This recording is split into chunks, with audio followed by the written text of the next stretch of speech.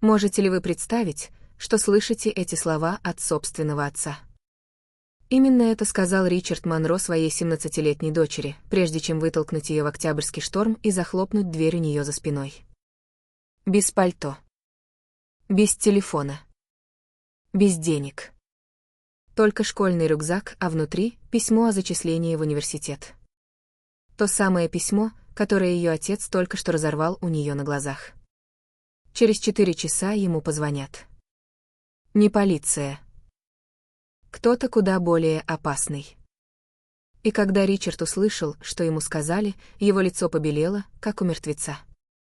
Но к тому времени было уже слишком поздно. Ричарду понадобится 10 лет, чтобы осознать всю тяжесть своей ошибки. 10 лет, чтобы испуганный подросток превратился в женщину, которая больше в нем не нуждалась. Но в ту дождливую ночь Кассандра думала не о будущем. Она думала о мужчине, который нашел ее истекающей кровью на обочине дороги. О мужчине, который поднял ее сломленное тело и отнес в свою машину, пока весь город спал. О мужчине, одно имя которого заставляет могущественных людей дрожать. Александр Кастеллано. Если вам нравится эта история, поставьте лайк и поделитесь ею с тем, кто любит настоящую драму. Подпишитесь и включите уведомления, чтобы не пропустить следующую главу. Поверьте, вы не захотите пропустить то, что будет дальше. Некоторые бури посылаются не для того, чтобы уничтожить вас. Они посылаются, чтобы доставить вас в объятия вашей судьбы. Утро 14 октября 2014 года началось так же, как начинались многие другие утра в жизни Кассандры Монро. Она проснулась в маленькой мансардной комнате, которая когда-то была не более чем кладовкой, пока Патриция, ее мачеха, не решила, что дочь мужа от первого брака не заслуживает нормальной спальни внизу. Слабый свет просачивался сквозь крошечное окошко. Он падал на единственную фотографию на потрепанном старом столе, на снимок ее матери. Той женщины, которая умерла, когда Кассандре было всего 12 лет, после долгой и жестокой борьбы с раком. Каждое утро Кассандра смотрела на лицо матери как на ритуал, словно та все еще была здесь, все еще наблюдала за каждым шагом своей дочери. Кассандра легонько провела пальцем по фотографии и прошептала, как делала всегда: «Я скучаю по тебе, мама». В мансарде было холодно. Но Кассандра привыкла. Так же, как привыкла быть лишней в собственном доме. Она переоделась в форму, расчесала волосы и положила в рюкзак письмо о зачислении. Письмо пришло 3 дня назад, полная стипендия в Бостонский университет. Выход из того личного ада, ради которого она сражалась все 4 года старшей школы. Кассандра никому в доме ничего не говорила, потому что знала, им все равно. Или, что еще хуже, они найдут способ все испортить. Единственным человеком, которому она хотела рассказать, была ее бабушка Маргарет, та жила в 9 милях отсюда. Женщина, которая всегда смотрела на Кассандру так, словно та была ее целым миром. Кассандра спустилась по лестнице, стараясь не шуметь. На кухне стояла Патриция и варила кофе, 45-летняя женщина с крашенными светлыми волосами и глазами холодными, как камень. Она даже не потрудилась поднять взгляд, когда Кассандра проходила мимо, будто 17-летней девочки вовсе не существовало. Невидимый призрак. За 5 лет под одной крышей Патриция никогда не произнесла имени Кассандры с теплотой. Никогда не спросила, как та себя чувствует. Никогда не обращалась с ней, как с ребенком своей семьи. Кассандра давно перестала этого ждать. За обеденным столом сидела Рэйчел, ее сводная сестра, 22 лет, красивая той острой и холодной красотой, которая режет взгляд. Рэйчел листала телефон с видом скуки. Когда Кассандра прошла мимо, Рэйчел подняла голову и улыбнулась. Но это была не улыбка сестры. Это была улыбка кошки, наблюдающей за мышкой. «Так рано встала, сестренка», — сказала Рэйчел сладким голосом. Что-то хорошее случилось. Кассандра не ответила. Она молча взяла яблоко из вазы и положила его в сумку. Кассандра давно усвоила: молчание — лучший способ справляться с Рэйчел. Любое слово можно было исказить, перевернуть, превратить в оружие. Рэйчел ненавидела ее с первого же дня, когда Кассандра переступила порог этого дома, вскоре после смерти матери. Рэйчел ненавидела, что ее мать вышла замуж повторно. Ненавидела иметь младшую сводную сестру. И больше всего ненавидела то, что Кассандра была вылитой копией своей биологической матери, до мельчайшей детали. Прошло 5 лет, а ненависть Рэйчел не угасла. Она лишь тлела, ожидая нужного момента, чтобы вспыхнуть. Ричард Монро появился на лестнице, как всегда, в спешке, галстук едва завязан. 52 лет, волосы с проседью, лицо навсегда отмечено усталостью человека, придавленного жизнью. Он прошел мимо Кассандры, не сказав ни слова, лишь кивнув Патриции и поцеловав Рэйчел в лоб. «Иду на работу». «До вечера», — сказал он Рэйчел и вышел за дверь. Кассандра стояла там, с яблоком в руке, глядя на спину отца, исчезающую за порогом. Он даже не взглянул на нее. 5 лет со смерти матери, и он так ни разу и не посмотрел на Кассандру по-настоящему. Словно встретиться с ней взглядом значило бы вспомнить жену, которую он потерял. А на эту боль у него не хватало смелости. Кассандра глубоко вздохнула, закинула рюкзак на плечо и вышла на улицу. Небо было серым, холодный ветер нес запах приближающегося шторма. Машины у нее не было, в отличие от Рэйчел. 20 минут пешком до школы каждый день. Но сегодня Кассандру это не смущало. В ее сумке лежало письмо о зачислении. Будущее. Надежда. Если она сможет пережить этот последний учебный год, она будет свободна. Уйдет из этого холодного дома. Оставит равнодушные стены. Оставит отца, который забыл, что она его дочь. Кассандра шла по знакомой дороге, не зная, что это последний раз, когда она покидает этот дом как член семьи Монро. Она не знала, что Рэйчел стоит у окна и смотрит ей вслед темным взглядом, с планом, который тихо созревал уже несколько месяцев. И уж, конечно, Кассандра не знала, что когда она вернется домой днем, все, во что она верила, рухнет окончательно. Едва фигура Кассандры скрылась за углом, Рэйчел поставила чашку кофе и встала. Улыбка на ее губах больше не была притворной. Это была улыбка хищника, знающего, что жертва угодила в ловушку. Патриция подняла глаза на падчерицу мужа. Взгляд холодный, но соучастный. Две женщины обменялись взглядом. Взглядом людей, которые все тщательно спланировали и просто ждали нужного момента. «Сегодня», — тихо сказала Рэйчел. Патриция лишь кивнула и снова повернулась к кофе. Словно происходящее ее не касалось. Рэйчел поднялась по лестнице, ее шаги были легкими и бесшумными, как кошачьи. Она направилась в маленькую мансардную комнату. Рэйчел ждала этого момента столько лет. С того самого дня, когда та женщина впервые заняла место в сердце ее отца. С того дня, когда дочь той женщины, Кассандра, родилась и похитила отцовское внимание. Рэйчел помнила горький день, когда отец женился снова. Помнила ощущение, что ее предали, когда он вылил всю свою любовь в новую жену и маленькую девочку. Это имя, Кассандра, ранило Рэйчел каждый раз, как она о нем думала. Ребенок вырос красивее нее, умнее нее, что хуже всего, она была вылитым портретом своей матери. Женщины, которая заняла место матери Рэйчел в сердце их отца. Мансардная комната была маленькой и убогой, но Рэйчел пришла сюда не за жалостью. Она пришла уничтожить. Из сумочки Рэйчел достала предметы, которые готовила последние 3 месяца. Маленький пластиковый пакетик с белым порошком, купленный у наркомана в бедном районе. Старый телефон, дешевая сим-карта, с которой она создала фиктивную переписку с несуществующим наркодилером. Пачка наличных, $2000, снятые с ее собственного счета, но которые она собиралась представить как пропавшие деньги отца за последние несколько месяцев. Рэйчел открыла ящик комода Кассандры и затолкала пакетик с белым порошком в самый дальний угол, туда, где любой обыскивающий найдет, но что выглядит старательно спрятанным. Деньги она положила под стопку старых свитеров, а телефон сунула в карман пальто, висящего в шкафу. Каждое движение выверенное. Каждая деталь безупречная. Рэйчел смотрела достаточно фильмов и читала достаточно новостей, чтобы знать, как поставить неопровержимую сцену. Но главным была не физическая улика. Главным была ее игра. Рэйчел встала перед зеркалом в комнате Кассандры и начала репетировать. Репетировала покрасневшие от слез глаза.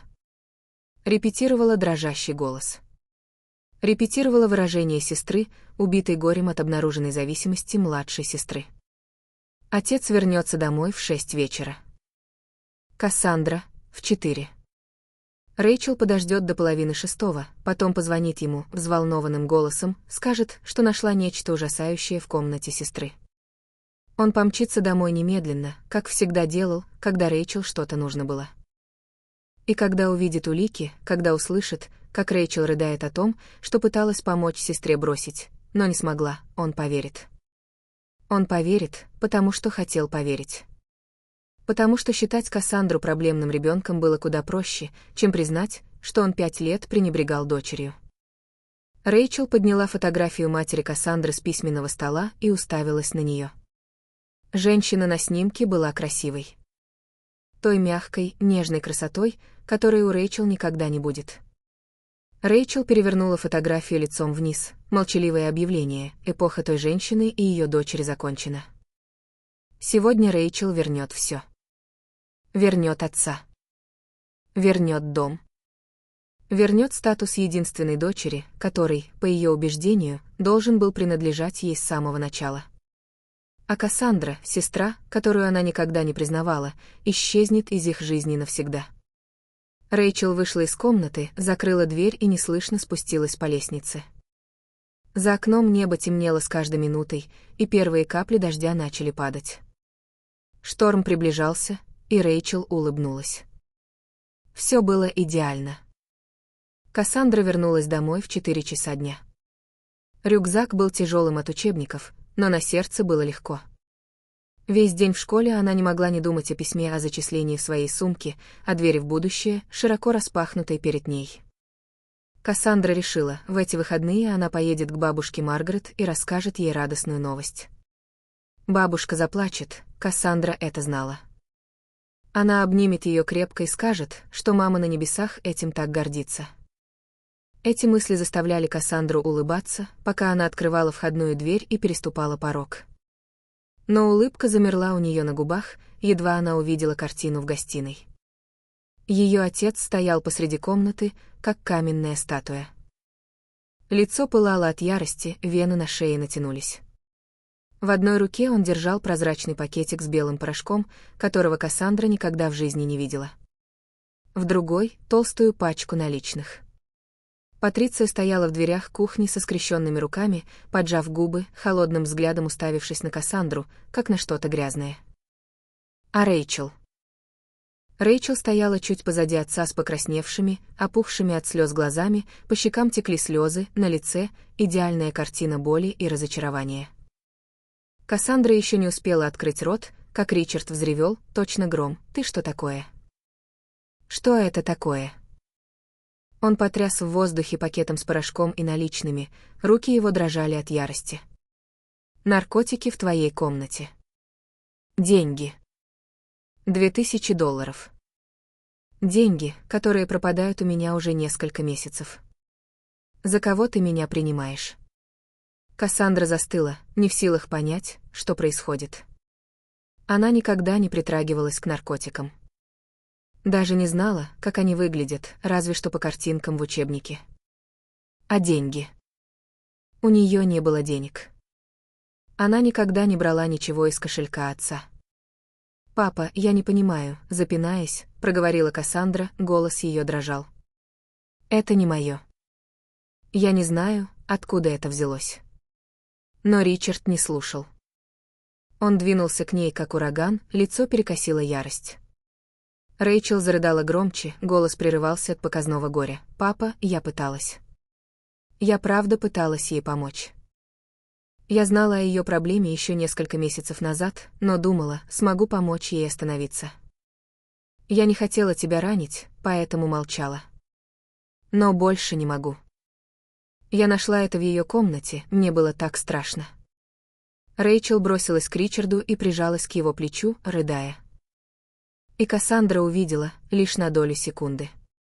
Когда Рэйчел подняла лицо и посмотрела на Кассандру через плечо отца, сквозь залитые слезами глаза мелькнул триумф. Улыбка, спрятанная за слезами, удовлетворение человека, который слишком долго ждал и, наконец, вкусил победы. В тот миг Кассандра все поняла. Рэйчел. Это устроила Рэйчел. «Папа, клянусь тебе», — взмолилась Кассандра, делая шаг вперед. «Это не мое. Кто-то подложил это в мою комнату. Ты должен мне поверить». Но Ричард не поверил. Он оттолкнул ее, в глазах отвращение, которого она прежде не видела. «Поверить тебе». Он рассмеялся горько. «У Рэйчел есть доказательства. На твоем телефоне переписка с наркодилерами. Думаешь, можешь спрятать это?» «Каком телефоне?» — закричала Кассандра в отчаянии. «У меня нет телефона». «Ты знаешь, что у меня нет телефона, потому что Патриция не разрешила мне его иметь». Кассандра повернулась к мачехе, умоляя взглядом. Но Патриция лишь отвела глаза, и уголки ее губ сложились в насмешливую улыбку. Кассандра успела ее заметить. Никто не встал за нее. Никто не поверил ей.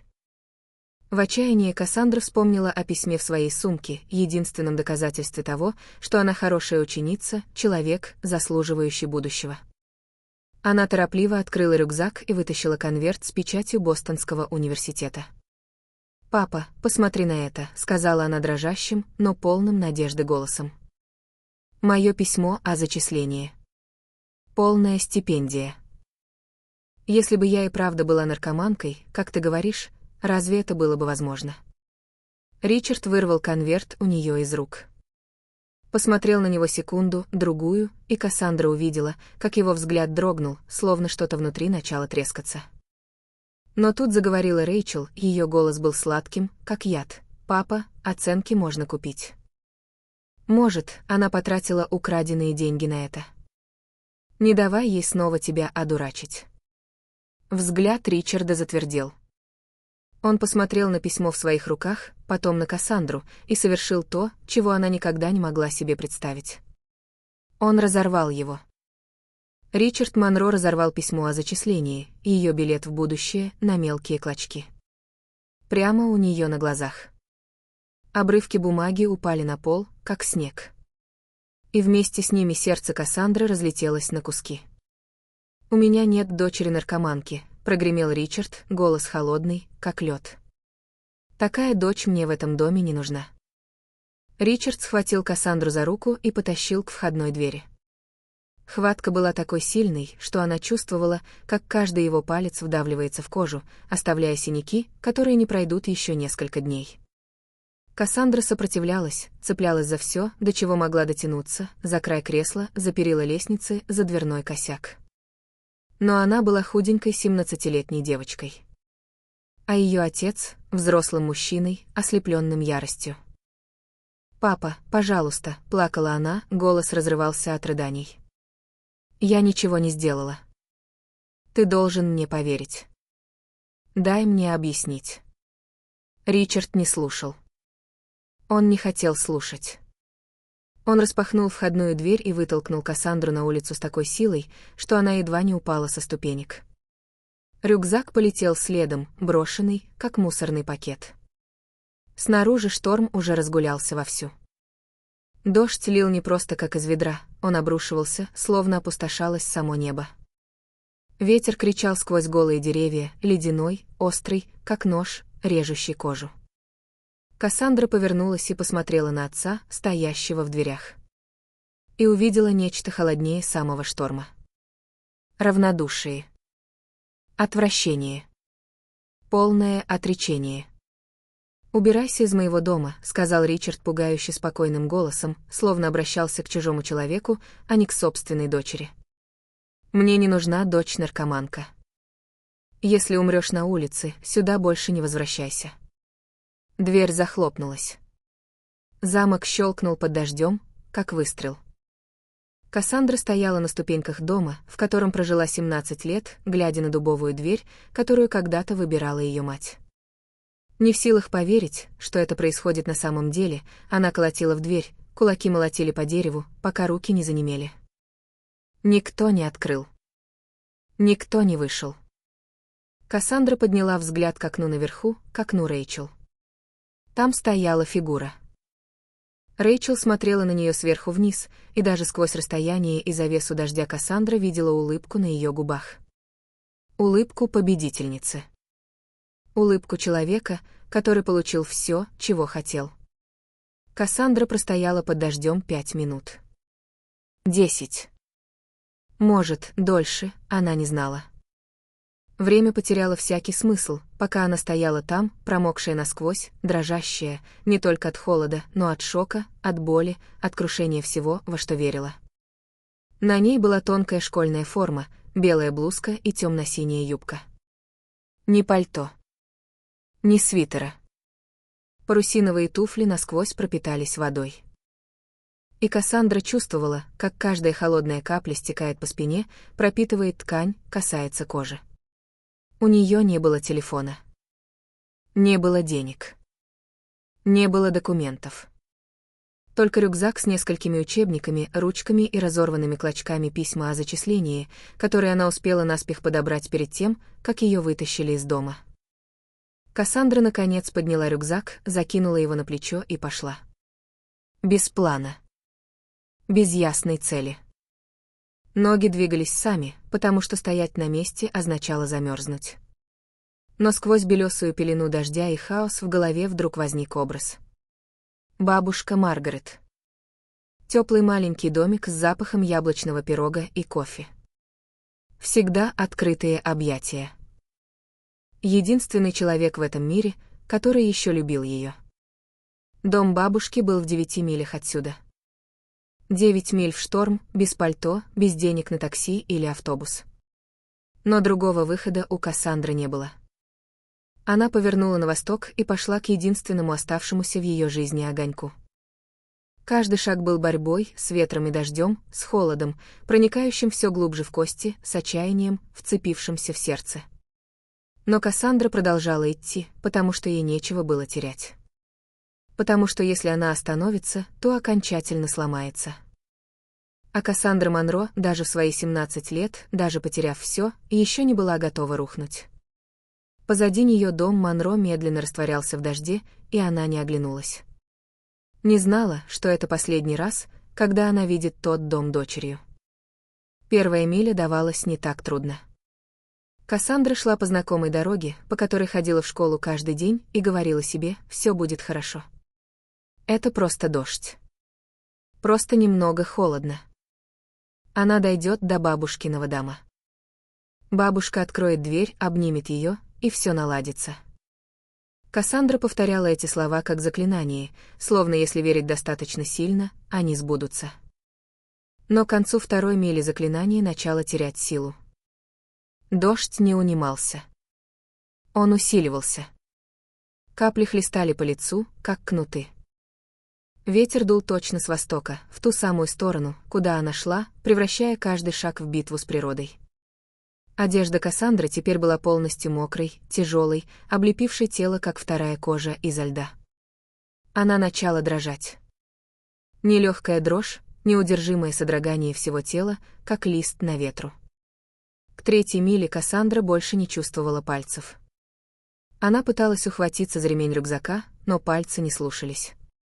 Они онемели и задеревенели, словно перестали ей принадлежать. Кассандра посмотрела на свои руки, они побелели синеватым оттенком. Цвет, которому не место на живой коже. Холод. Такой холод. Она никогда не знала, что холод может причинять такую боль. Это была не просто неприятность, это была пытка. Каждая клетка тела кричала о тепле, которого ей никак не получить. К 4-й миле Кассандра начала разговаривать с мамой. «Мама», — шептала она в дождь и ветер, губы так онемели, что она не была уверена, слышен ли вообще звук. «Где ты? Ты видишь меня?» «Мне так холодно, мама». Никто не отвечал. Конечно, мама ушла 5 лет назад. Но в бреду от усталости и переохлаждения Кассандры казалось, что где-то в ветре звучит голос матери, тихий и теплый, говорящий: «Иди, не останавливайся, ты сильная, дочка». К 5-й миле ноги начали подводить. Каждый шаг давался огромным усилием, словно она тащила не ноги, а бетонные глыбы. Парусиновые туфли удвоились в весе от воды, и при каждом шаге Кассандра слышала, как та хлюпает внутри. Здесь она упала в первый раз, колено ударилось об асфальт, острая вспышка боли, но она поднялась и пошла дальше. К 6-й миле надежда начала мерцать, как свеча на ветру. Кассандра больше не понимала, где находится. Темнота окончательно сгустилась, улицы были пусты. Изредка проезжала машина, фары скользили по ней равнодушным взглядом, но никто не останавливался. Она была просто тенью у обочины, темным силуэтом в дожде. Никто не хотел присматриваться. Никто не хотел связываться. Кассандра попыталась поднять руку, чтобы помахать, но рука не поднялась. Да и был ли кто-то готов остановиться ради промокшей до нитки девочки посреди бурной ночи? К 7-й миле Кассандра начала забывать, куда идет. В голове все помутнело, словно разум завернули в густой туман. Мысли приходили и уходили, ни одна не задерживалась надолго. Она помнила, что идет к чьему-то дому. Но к кому? Зачем? Она помнила, что кто-то ее любит. Но кто? И где? Почему она здесь одна, в шторм? Вопросы кружились в голове, а ответов не было. И вдруг, словно молния, через сознание Кассандры прошила мысль: бабушка. Бабушка Маргарет. Ее дом в 2 милях. Всего в 2 милях. Она справится. Она должна. Но тело Кассандры достигло предела. В какой-то момент воля уже не восполняет то, чего не может дать умирающее тело. Шаги становились короче, медленнее, неувереннее. Голова опускалась, глаза закрывались, и она больше не смотрела на дорогу. Только чувствовала землю под ногами и старалась поставить один шаг за другим. Левый. Правый. Левый. Правый. Не падать. Не останавливаться. Если она остановится, она больше не встанет. Кассандра не знала, сколько прошла. Не знала, далеко ли еще до бабушкиного дома. Знала только, что ноги сдают. Тело сдается. И она вот-вот упадет на этой темной дороге, и никто не будет знать, что она здесь. «Мама», — прошептала Кассандра в последний раз, — «прости.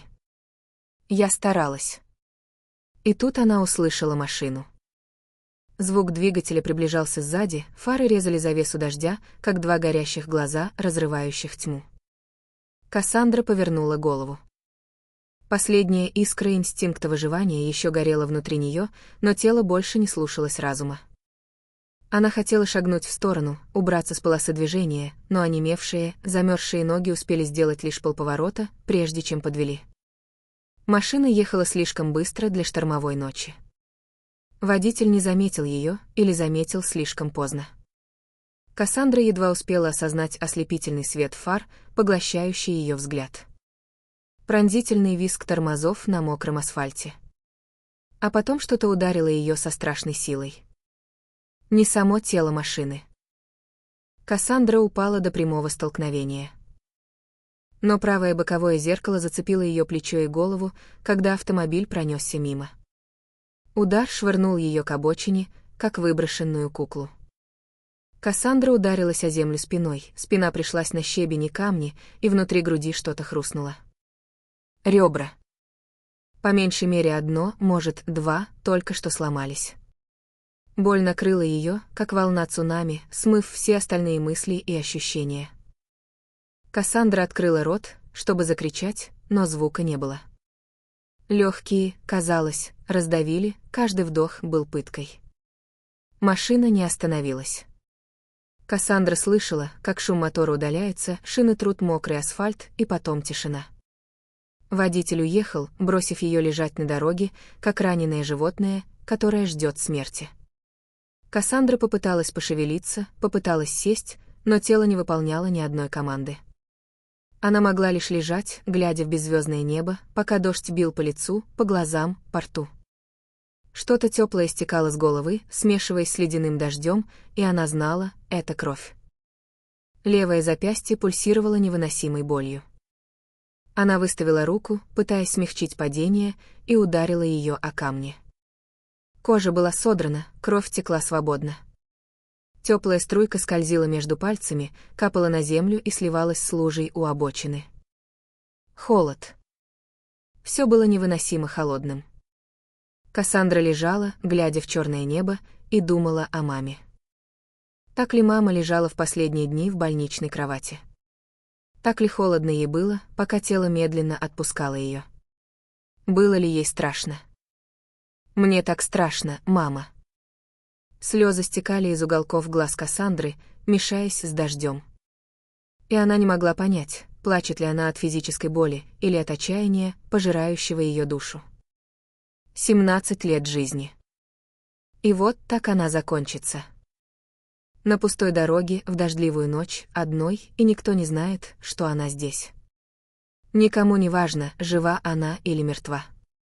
Отец, наверное, сидит сейчас в теплой гостиной и доволен, что избавился от никчемной дочери. Рэйчел, наверное, празднует победу. Патриция, наверное, смотрит телевизор, словно ничего не произошло. А Кассандра лежит здесь, истекает кровью, угасает, совершенно одна. «Бабушка», — подумала Кассандра о Маргарет. О теплом маленьком домике меньше, чем в 2 милях отсюда. Об объятиях, до которых ей уже не добраться. «Прости, бабушка. Я не дойду до тебя». Зрение начало расплываться. Черные пятна ползли с краев к центру.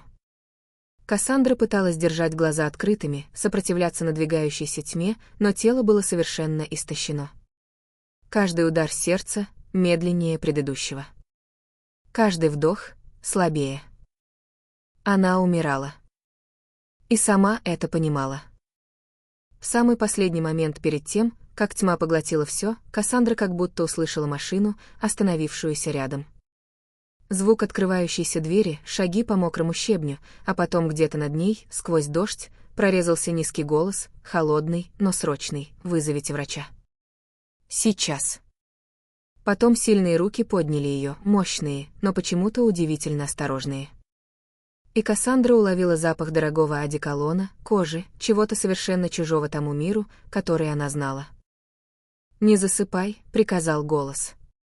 Она почувствовала, как рука коснулась ее лица, силой приоткрывая глаза. «Смотри на меня. Открой глаза». Она попыталась посмотреть, попыталась сфокусироваться. И смутно различила угловатое лицо, стальные серые глаза, шрам от виска к скуле. Потом тьма хлынула вперед и поглотила все. В ту ночь Александр Кастеллано возвращался домой после встречи, которую большинство назвали бы казнью. Запах пороха все еще держался на руках, несмотря на тщательное мытье, а в голове еще отдавалось эхо мольбы предателя, которую прервала пуля. В свои 36 Александр видел достаточно смертей, чтобы они его больше не преследовали. Он сидел на заднем сиденье черного Майбаха, глядя сквозь залитое дождем стекло и ни о чем не думая. Лоренцо, его правая рука, сидел на переднем пассажирском сиденье и изредка поглядывал в зеркало заднего вида на своего босса.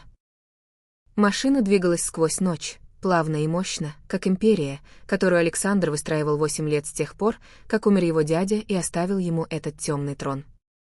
Фары прорезали дождь, и в тот момент, когда Александр уже собирался закрыть глаза, он это увидел. Тело на обочине. Наполовину в траве, наполовину на асфальте. Маленькое. Неподвижное. Водитель тоже заметил и инстинктивно прибавил скорость, намереваясь проехать мимо. В их мире то, что лежит у дороги ночью, редко бывает чем-то, во что стоит ввязываться. Но Александр поднял руку. «Стоп!» В голосе не было громкости, но в нем было достаточно власти, чтобы машина затормозила немедленно. Лоренцо обернулся, в глазах замешательство. «Босс», нам не стоит в это влезать. Это может быть ловушка. Рядом могут наблюдать полицейские. Лучше вызовем скорую и едем дальше. Александр не ответил. Он открыл дверь и вышел под дождь, позволив ему насквозь промочить $1000 костюм, не думая об этом ни секунды. Он шел к неподвижному телу и, подойдя ближе, увидел, это была девушка. Молодая. Очень молодая, лет 16-17. На ней была школьная форма, насквозь мокрая и местами порванная. Кровь текла из головы, из запястья, смешиваясь с дождем в бледно-розовые струйки поперек дороги. Губы синие, кожа восково-белая. Беглым взглядом ее можно было принять за мертвую. Но Александр смотрел внимательно. Он опустился на колени рядом с ней и приложил 2 пальца к шее. Пульс. Слабый. Пугающе медленный. Но был. Она умирала, но еще не умерла. Лоренцо подбежал следом, осматривая сцену с тревогой. «Босс, мы правда должны позвонить в 911 и уехать. Нам не стоит здесь оказаться, когда приедет полиция. Вы только что занимались делом Моранеи сегодня ночью. Если кто-то свяжет вас с этой сценой, будут проблемы». Александр не слушал. Он смотрел на лицо девушки. На дорожку слез, все еще видневшуюся на щеках сквозь дождь.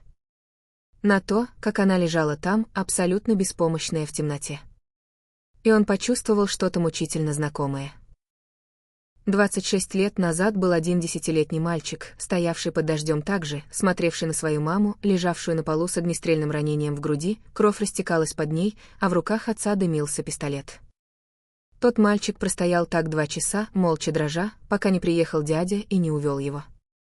Не кричал. Не плакал. Просто стоял и смотрел. Тем мальчиком был Александр. И взгляд на лице этой девушки, даже бессознательный, нес в себе то же, что нес тот 10-летний мальчик тогда. Брошенность. Абсолютное одиночество. Боль от предательства людей, которые должны были любить тебя больше всех. Александр не знал истории этой девушки. Не знал, почему она лежит здесь одна в шторм с разбитым телом. Но одно знал наверняка. Он не мог ее здесь оставить.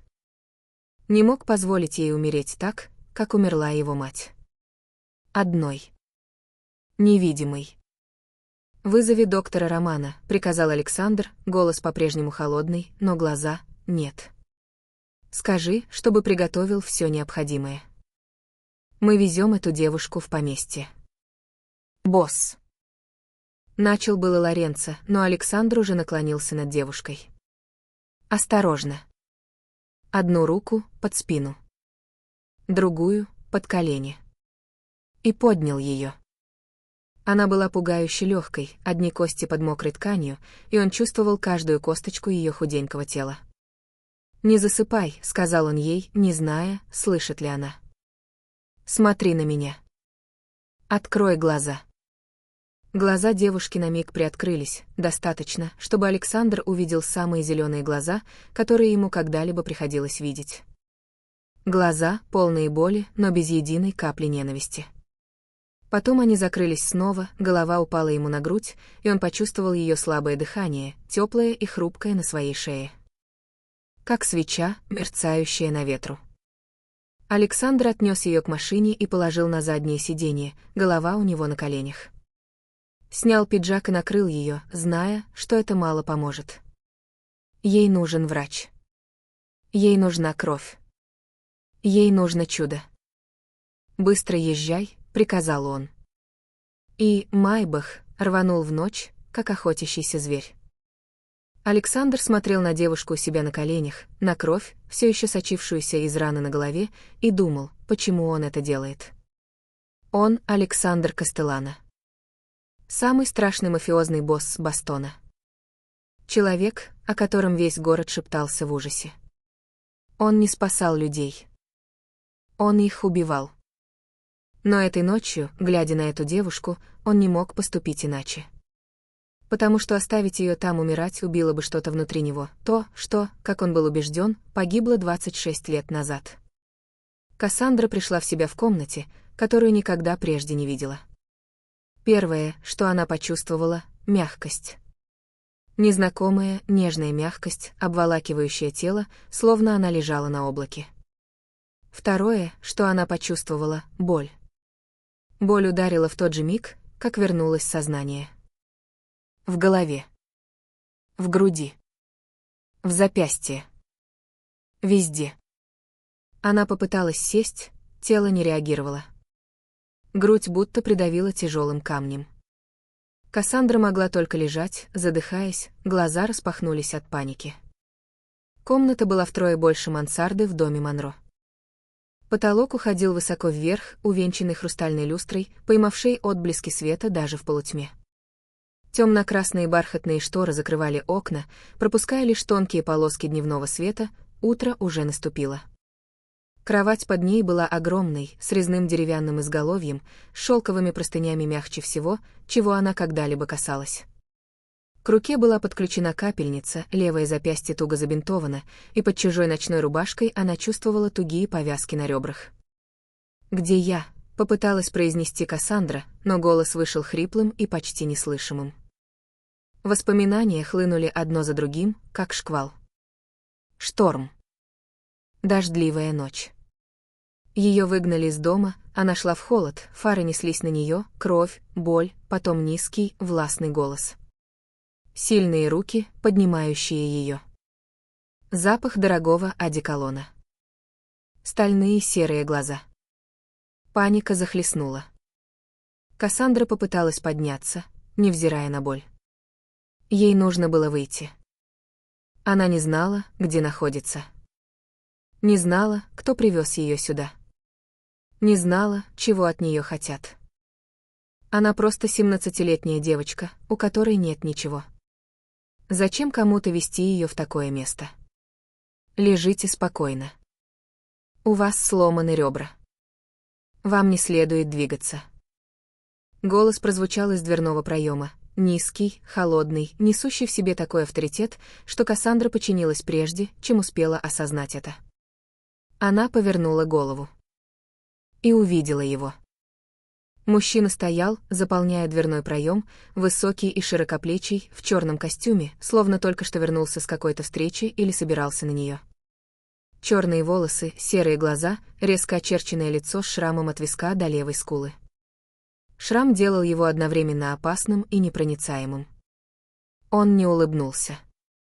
Не смягчил выражение лица. Просто смотрел на нее взглядом, который она не могла разгадать. Кассандра сглотнула, горло жгло от сухости.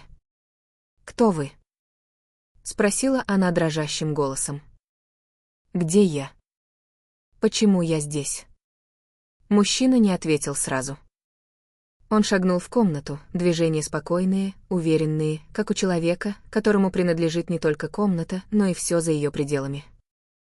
Остановился у кровати и посмотрел на нее сверху вниз, взглядом, в котором было нечто, что Кассандра не могла назвать. Ни жалость, ни любопытство. Может быть, тревога, погребенная под слоями льда. «Кому вам позвонить?»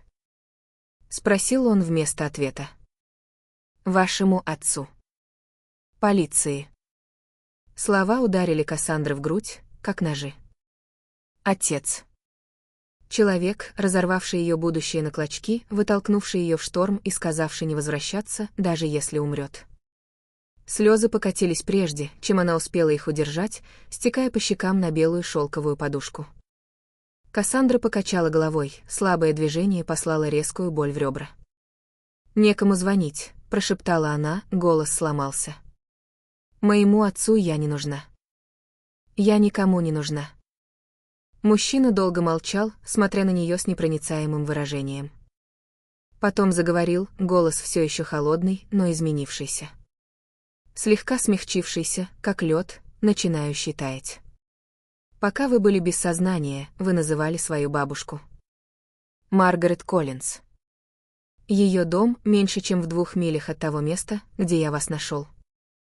Кассандра приподняла голову, сердце дернулось. Бабушка.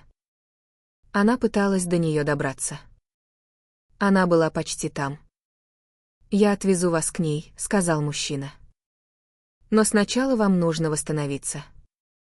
У вас 2 сломанных ребра, легкое сотрясение мозга, глубокий порез на запястье, на который потребовалось 12 швов, и тяжелая гипотермия. Найди я вас еще 30 минут спустя, вас бы уже не было». Кассандра смотрела на него. Растерянность, благодарность и страх перемешались внутри. «Почему вы меня спасли?» Вырвалось у нее раньше, чем она успела остановить себя. «Вы даже не знаете, кто я». Мужчина не ответил напрямую. Долгое молчание. Изучающий взгляд. А потом он произнес слова, которые она запомнит на всю жизнь. Не каждый монстр, злодей, маленькая. И не каждая семья — добро. Он повернулся, чтобы уйти. Кассандра поспешно спросила: «Кто вы?» Он остановился в дверях и обернулся через плечо. «Меня зовут Александр Кастеллано. Вы у меня дома. Здесь вас никто не обидит». Потом вышел, оставив Кассандру наедине с колотящимся сердцем и именем, звенящим в голове. Кастеллано. Она слышала это имя раньше. В школьных перешептываниях. В репортажах о преступном мире, которые она случайно замечала. Самый страшный мафиозный босс Бостона. Человек, которого боится весь город. И он только что спас ей жизнь. Кассандра пробыла в поместье Кастеллано целую неделю после этого. Не потому что хотела, просто тело не позволяло никуда двигаться. Доктор Романо, мужчина средних лет с серебристыми волосами и, на удивление, твердыми руками, приходил к ней 2 раза в день, проверял повреждения, менял повязки и качал головой всякий раз, когда она спрашивала, когда можно уйти.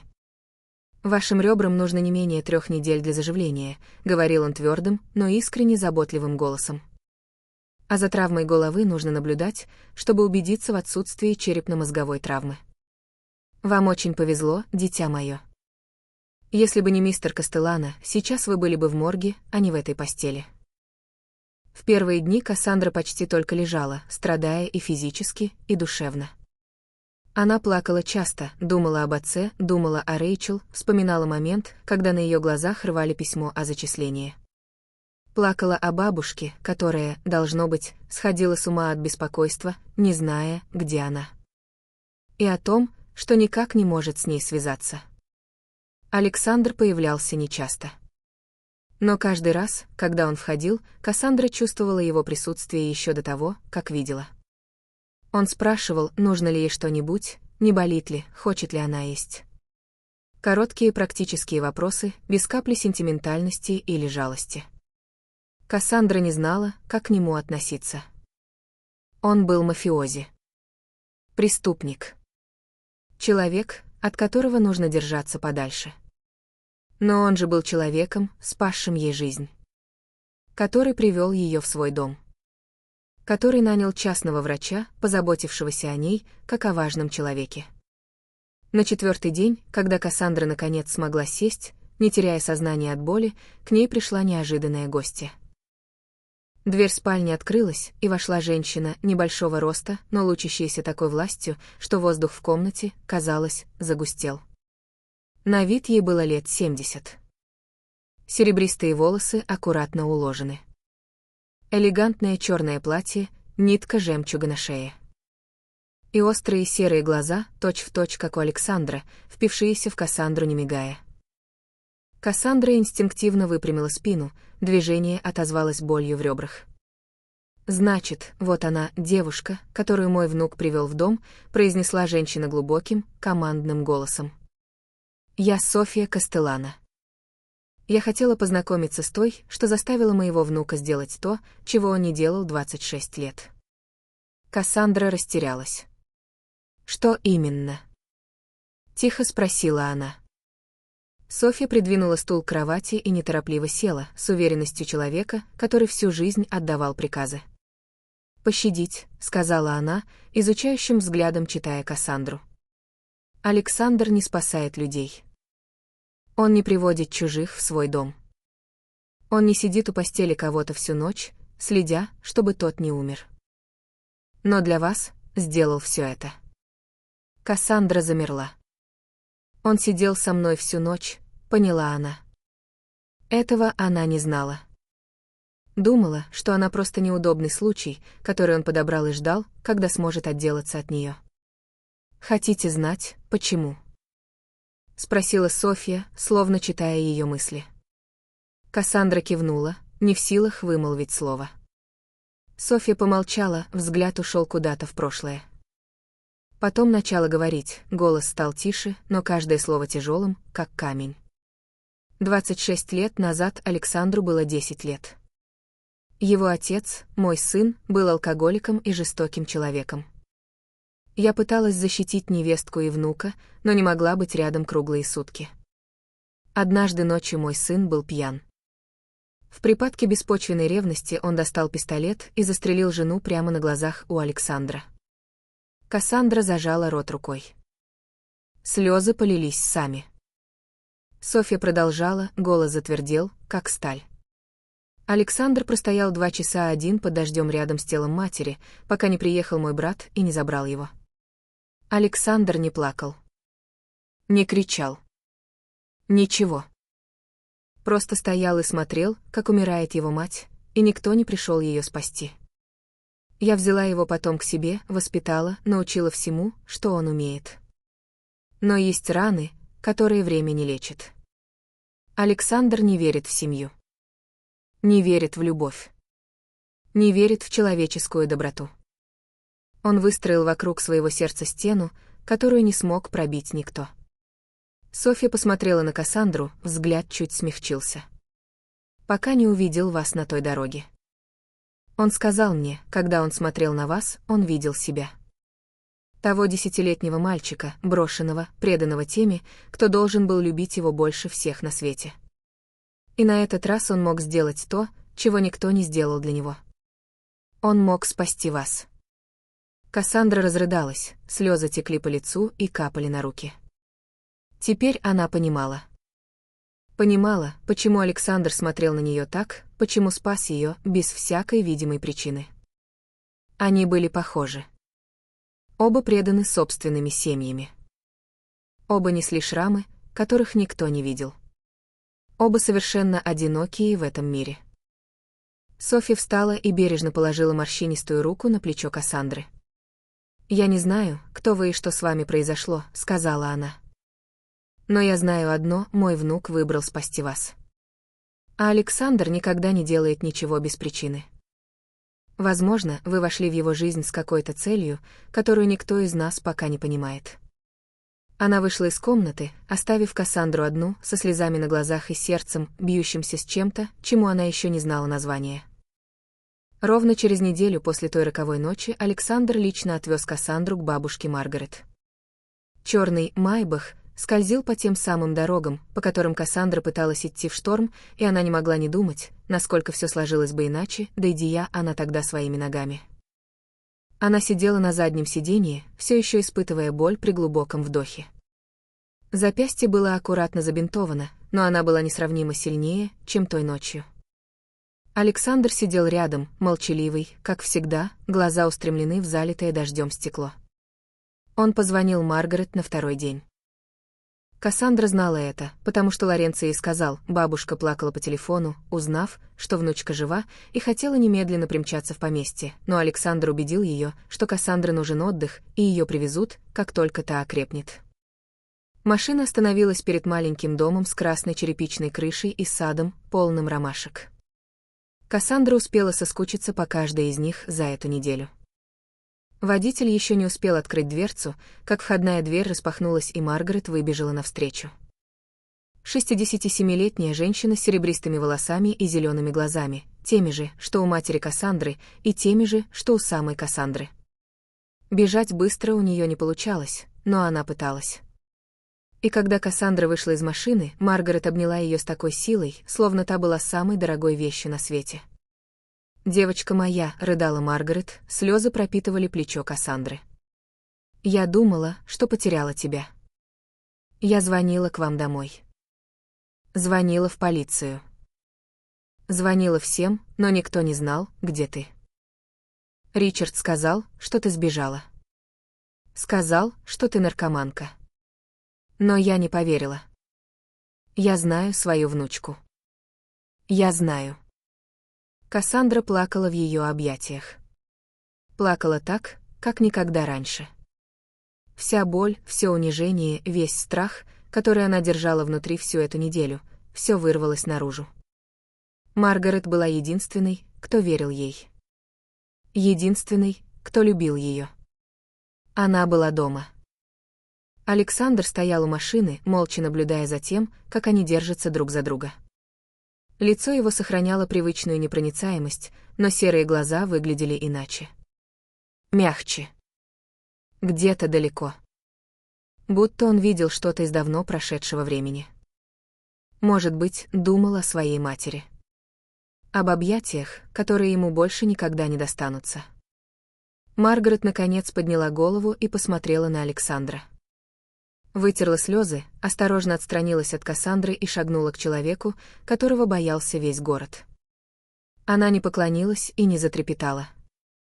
Посмотрела ему прямо в глаза, взглядом женщины, прожившей достаточно, чтобы не бояться ничего, кроме потери тех, кого любит. «Вы спасли мою внучку», — сказала Маргарет, голос дрожал, но слова были искренними. «Не знаю, зачем человек вашего рода стал бы делать это. Но я в долгу перед вами, вы вернули мне жизнь моей единственной внучки. Мне нечего вам предложить, кроме благодарности старой женщины». Александр долго смотрел на нее. Потом произнес, голос тихий, но без привычного холода: «Вы мне ничего не должны. Просто любите ее». Маргарет кивнула, слезы потекли снова. Она посмотрела на Кассандру, потом снова на Александра, и в ее глазах мелькнуло что-то. Взгляд человека, прожившего достаточно, чтобы видеть то, чего молодые не замечают. «Может, зайдете на чай?» — предложила Маргарет. Кассандра застыла от изумления. Она никак не ожидала, что бабушка пригласит мафиозного босса на чай, как соседа. Но Александр покачал головой. «Спасибо, но мне нужно идти. Есть дела, которые нельзя откладывать». Он повернулся к Кассандре и впервые за всю неделю шагнул к ней намеренно. Остановился, достал из внутреннего кармана пиджака маленькую черную карточку. На ней был один единственный номер телефона с серебряными цифрами. Никакого имени, никакого адреса, больше ничего. «Если вам что-нибудь понадобится», — сказал Александр, голос по-прежнему прохладный, но глаза — нет. «В любое время. Звоните». Кассандра взяла карточку. Пальцы дрожали, касаясь ее гладкой поверхности. «Почему?» — спросила она тихо. «Почему вы так мне помогаете?» Александр не ответил сразу. Долгий взгляд, серые глаза хранили вещи, которые она не умела читать. Потом заговорил медленно, взвешивая каждое слово: «Я не буду вас искать. Вы заслуживаете нормальной жизни, далеко от моего мира. Но если вы когда-нибудь будете нуждаться в помощи, я буду здесь». Он повернулся и пошел к машине. Кассандра смотрела ему вслед, черная карточка лежала в ладони, и сердце билось чем-то, чему она не могла дать название. Перед тем, как сесть в машину, Александр добавил, не оборачиваясь: «Я передал сообщение в дом Монро. Они вас больше не побеспокоят». Дверца закрылась. Черный «Майбах» тронулся с места и исчез за поворотом, вместе с таинственным человеком, навсегда изменившим ее жизнь. Кассандра долго стояла там, глядя вслед, пока смотреть уже было ни на что. Черная карточка в руке, как обещание. Как невидимая нить, связывающая ее совершенно другим миром. Маргарет подошла и тихо обняла ее за плечи. «Пойдем в дом, моя дорогая», — сказала она мягко. «Я сварила куриный суп. Тебе нужно что-нибудь теплое». Кассандра кивнула, положила карточку в карман и переступила порог маленького теплого дома, того самого, который станет ее домом на следующие 3 года. Она не знала, что будет хранить эту карточку 10 лет, так ни разу и не позвонив, до того дня, когда все изменится. Первые 3 года жизни у бабушки Маргарет были самыми счастливыми в жизни Кассандры. Даже если это счастье строилось на фундаменте боли и утрат. У Маргарет было 3 правила: завтрак в 8, домашнее задание раньше телевизора и никаких лишних разговоров, пока она не допьет утренний кофе. Простые правила. Но для Кассандры они были доказательством любви. Структурой, которая была нужна ей, чтобы залечить раны, оставленные домом Монро. Маргарет помогла ей снова записаться в школу, подать документы на новые стипендии. И когда Кассандра получила еще одно письмо о зачислении в Бостонский университет, снова с полной стипендией, бабушка расплакалась, как ребенок. «Твоя мама была бы так горда», — сказала Маргарет, крепко обнимая Кассандру. Кассандра не знала, что стипендию тихо дополнили из анонимного источника, покрыв все ее расходы на жилье. Она думала, что это просто государственная помощь для студентов из трудных семей. Не знала и того, что всякий раз, когда кто-нибудь из дома Монро появлялся в районе Маргарет, их отгоняли люди в черных костюмах, возникавшие словно из ниоткуда. Александр держал слово. Он не искал ее. Но и беззащитной не оставил.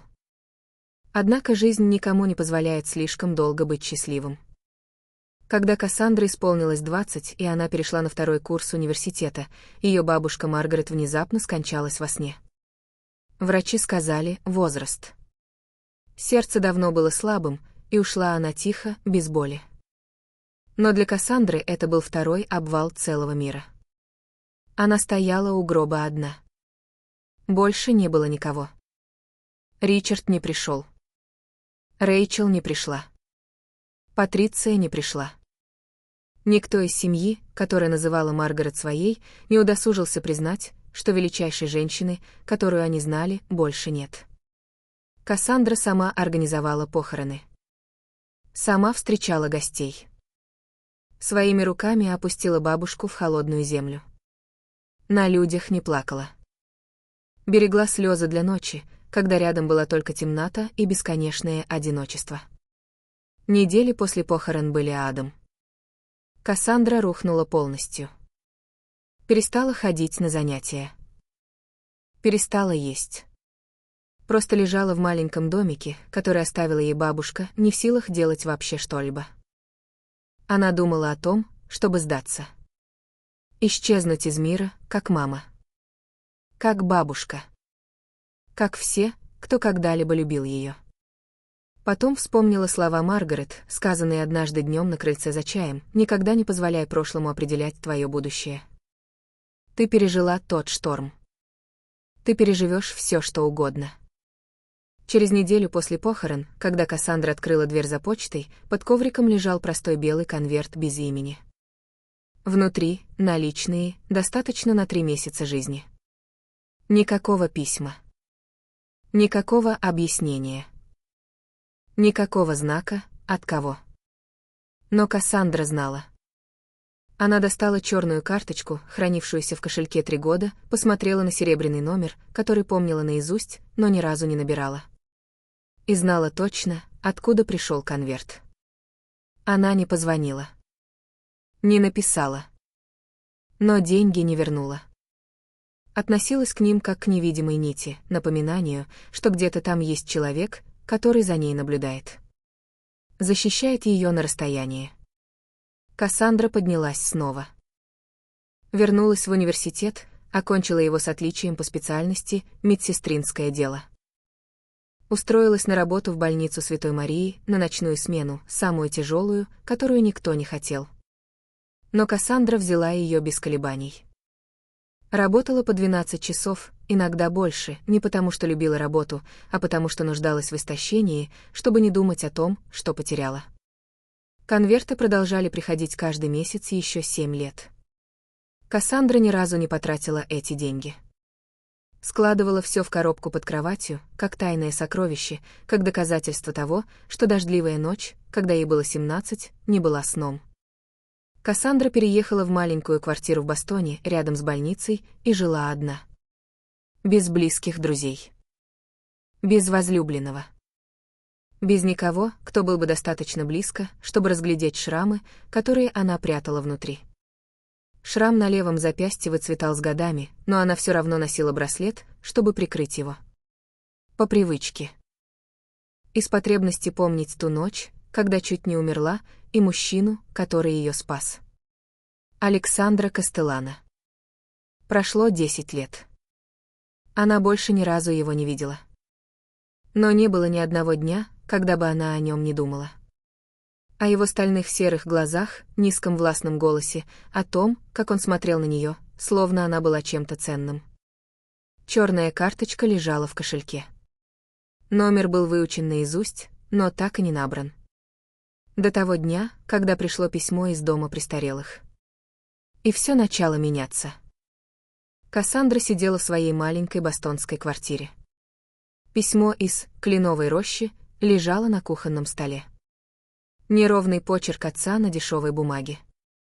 Она читала его снова и снова 3 дня подряд, и каждый раз внутри поднималась волна чувств. Ричард писал, что 2 года назад у него случился инсульт, и левая сторона тела теперь не работает. Патриция ушла к какому-то мужчине, которого нашла в интернете, забрав половину того немногого, что оставалось. Дом продан. Карьера закончена. И он лежит в доме престарелых, и рядом с ним только сожаление. Он сказал, что хочет увидеть ее перед смертью. Сказал, что сожалеет. 10 лет молчания. И теперь сожалеет. Кассандра не знала, что должна чувствовать. Злость — это она знала точно. Злость за то, что он поверил лжи Рэйчел. За то, что разорвал ее будущее. За то, что вышвырнул ее в шторм, как мусор. Но она и устала.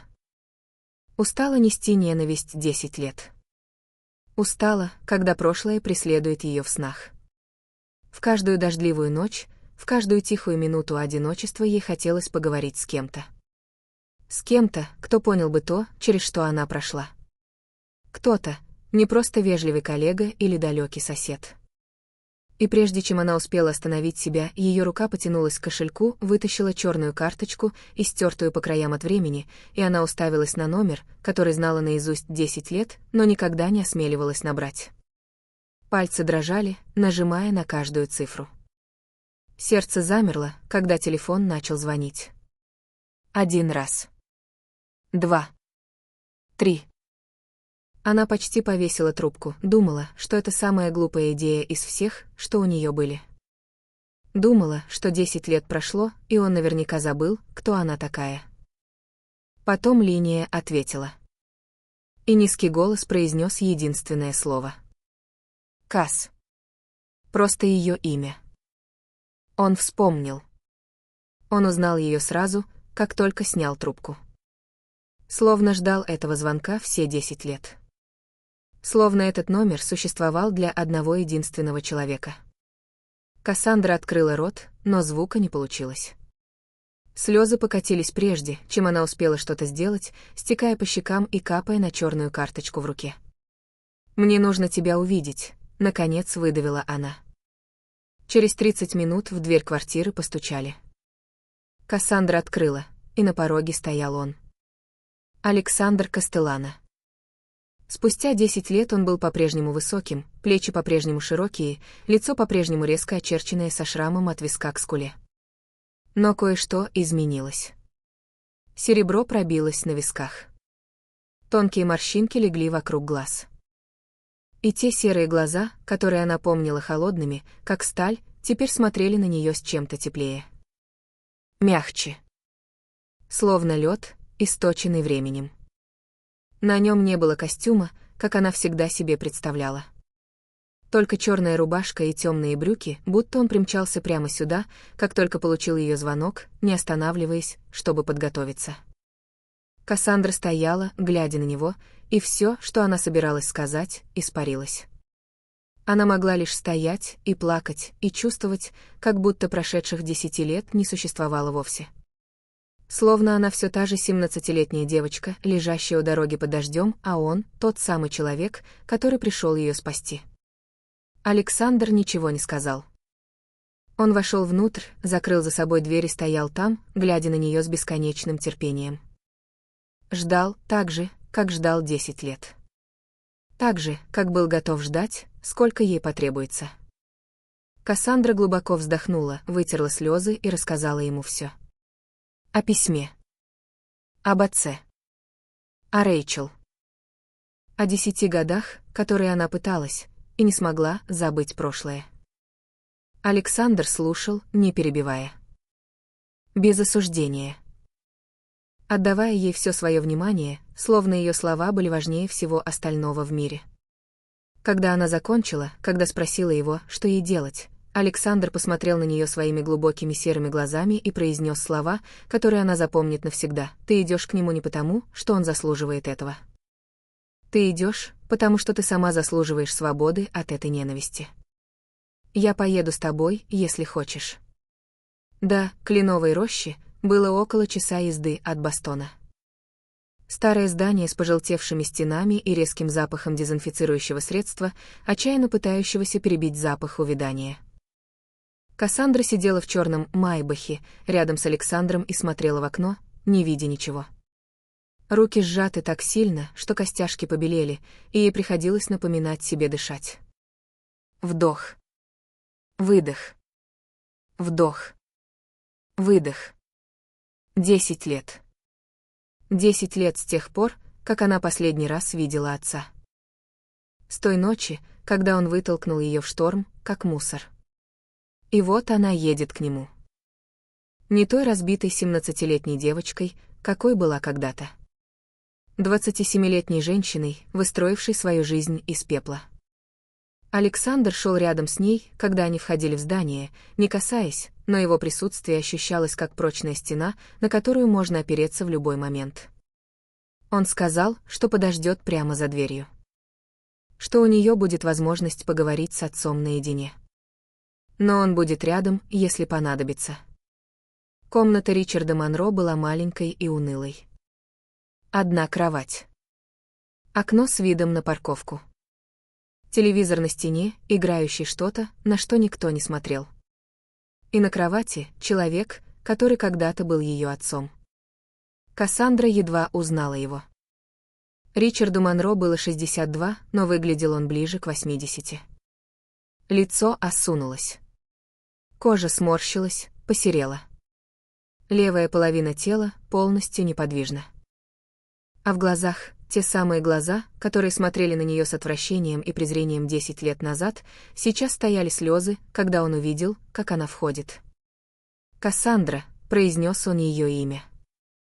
Голос дрожащий и слабый, ничего общего с ревом той штормовой ночи. «Ты пришла. Я не думал, что ты придешь». Кассандра осталась у двери, не делая шага вперед. Смотрела на человека на кровати, на его упадок, и не знала, что чувствует. Не торжество, как когда-то воображала. Не жалость, он ее не заслуживал. Только какая-то странная пустота. Словно смотришь на чужого человека из другой жизни. Ричард начал плакать. Слезы покатились по ввалившимся щекам. Он пытался говорить сквозь рыдание.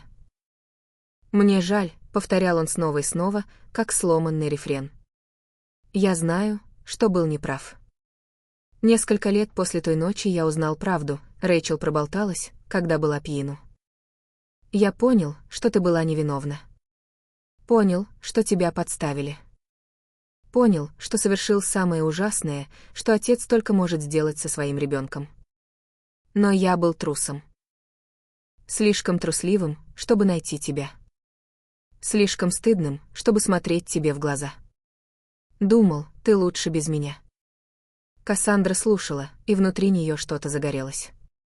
Она подошла к кровати. Посмотрела отцу прямо в глаза и произнесла слово, которое носила в себе 10 лет. «Ты знаешь, что я чуть не умерла той ночью?» Спросила она, голос странно спокойный, невзирая на огонь внутри. «Я прошла 9 миль в шторм.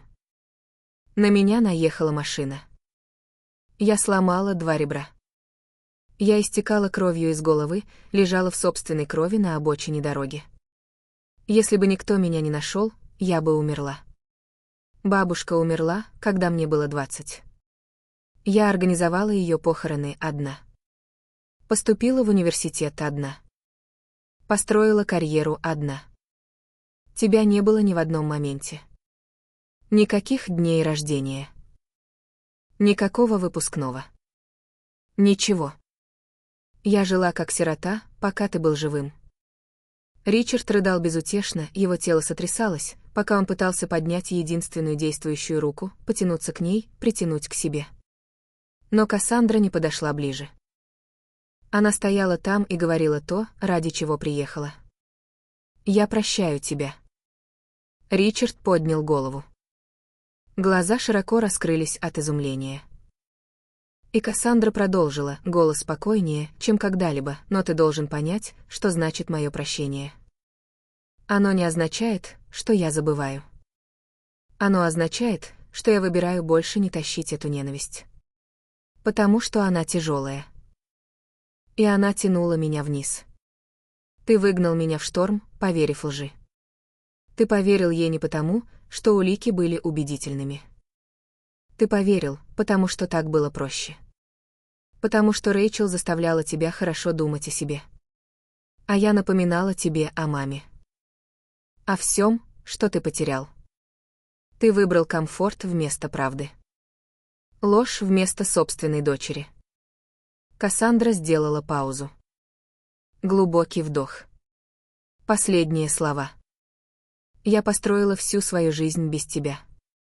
У меня есть профессия, которую я создала сама. Есть жизнь, которую я сделала своими руками. Я счастлива, папа, даже без тебя. И с тем, что ты сделал, тебе предстоит жить самому. Этот груз больше не мой. Он твой.